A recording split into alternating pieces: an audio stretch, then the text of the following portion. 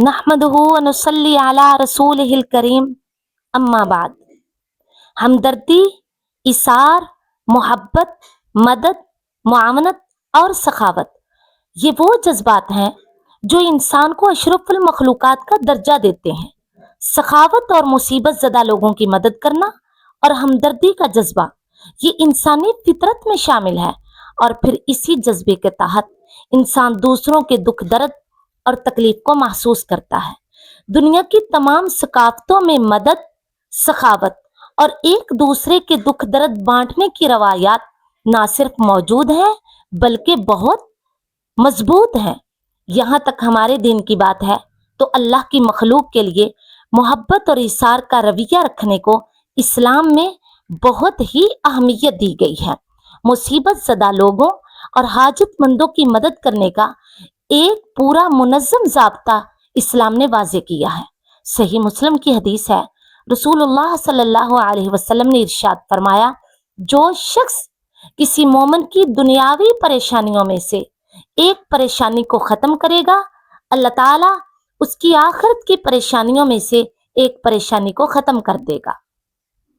اور جو شخص کسی تنگ دست پر آسانی کرے، اللہ اس کے لیے دنیا آخرت میں آسانی کرے گا۔ اور جو آدمی کسی مسلمان کی پردہ پوشی کرے، اللہ تعالیٰ دنیا آخرت میں اس کی پردہ پوشی کرے گا۔ اور اللہ تعالیٰ اس وقت تک اپنے بندے کی مدد کرتا ہے جب تک بندہ اپنے بھائی کی مدد کرتا ہے۔ رسول مکرم صلی اللہ علیہ وسلم جب مکہ مکرمہ سے ہجرت کر کے مدینہ تشریف لائے تو آپ کے بعد آپ کے جانثار صحابی عبد الرحمن بن عوف رضی اللہ تعالی عنہ بھی مکہ مکرمہ کو چھوڑ کے مدینہ منورہ تشریف لائے۔ جب انہوں نے مکہ چھوڑا تو مکہ والوں نے ان کا تمام مال و متاع ان سے چھین لیا۔ وہ مدینہ منورہ پہنچے تو نبی علیہ الصلوۃ والسلام کی نگاہ ان پہ پڑی تو ان سے پوچھا، عبد الرحمن کیسے آئے؟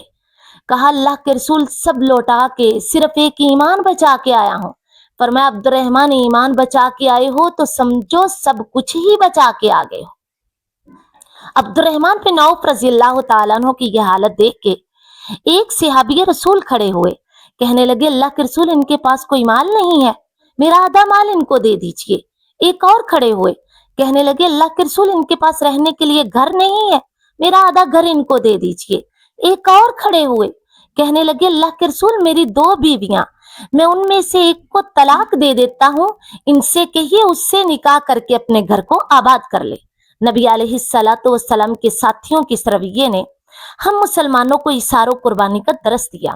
آج جب پاکستان میں سیلاب آیا تو ہمارے بہت سارے مسلمان بہن بھائیوں نے اللہ اور اس کے رسول صلی اللہ علیہ وسلم کے احکامات کے اوپر عمل کرتے ہوئے ایثار و قربانی کی مثالیں قائم کر دی۔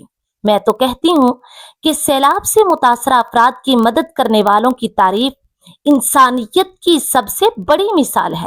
یہ وہ لوگ ہیں جنہوں نے اپنی جانوں کا خطرہ مول لیتے ہوئے بے یار و مددگار لوگوں کو امداد پہنچائی، ان کی ہر ممکن مدد کی اور انہیں بحالی زندگی کے لیے حوصلہ دیا۔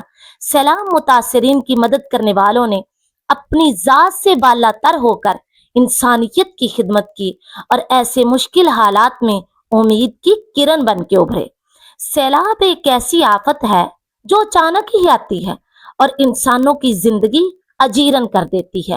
ایسے حالات میں جب لوگ اپنے گھروں، مال مویشیوں اور روزگار سے محروم ہوئے تو کچھ لوگ ان کی مدد کے لیے آگے بڑھے۔ یہ وہ بہادر لوگ ہیں جو کسی ذاتی فائدے کے بغیر متاثرین کی مدد کے لیے سرگرم عمل ہوئے اور اپنی جانوں کی پرواہ کیے بغیر پانی میں پھنسے لوگوں کو بچانے یا مدد امدادی سامان پہنچانے کے لیے اپنی جان خطرے میں ڈال دی۔ ان لوگوں نے خوراک، پینے کا صاف پانی، ادویات اور دیگر ضروری اشیاء فراہم کی جو کہ سیلاب سے متاثرین کے لیے جان بچانے کے مترادف ہیں۔ ان لوگوں کی موجودگی اور مدد نے متاثرین کو جذباتی اور نفسیاتی سہارا دیا اور انہیں یہ احساس دلایا کہ وہ اس مشکل کے وقت میں اکیلے نہیں ہیں۔ یہ لوگ صرف فوری امداد ہی نہیں کر رہے بلکہ انہیں دوبارہ اپنے پاؤں پر کھڑا کرنے اور معمول کی زندگی کی طرف لوٹانے میں بھی مدد کر رہے ہیں۔ سیلاب متاثرین کی مدد کرنے والوں کی تعریف جتنی بھی کی جائے کم ہے۔ یہ وہ ہیروز ہیں جنہوں نے انسانیت کی خدمت کی سب سے اونچی مثالیں قائم کی ہیں اور ایسے مشکل وقت میں امید اور زندگی کا نیا جذبہ پیدا کیا۔ ایسے ہی لوگوں کی قربانیاں اور بے لوث خدمت معاشرے میں اخوت